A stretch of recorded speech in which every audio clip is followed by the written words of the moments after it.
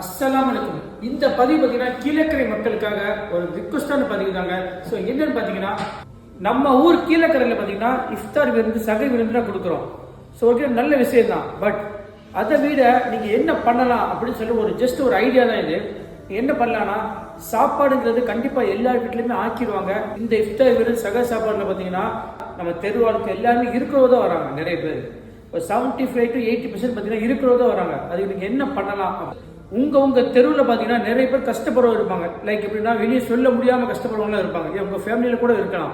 So இந்த மாதிரி இருக்கும்போது நீங்கள் என்ன பண்ணலாம் அப்படின்னா, அந்த ஒரு சகை சாப்பாடுக்கு வந்து மினிமம் 50,000 60,000 கூட ஆகலாம். ஏன்னா எவ்வளோ பேர் கூப்பிடுறீங்க, 200 பேர் 150 பேர், 1 லட்சம் கூட ஆகலாம்.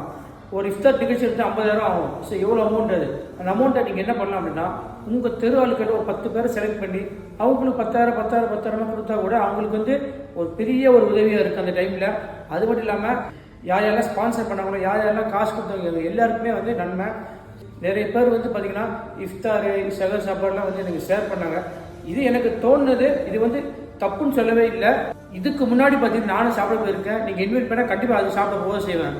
பட் இதை விட இந்த விஷயம் வந்து சிறப்பானதுன்னு சொல்லிட்டு இந்த வீடியோவில் சொல்ல வரேன்.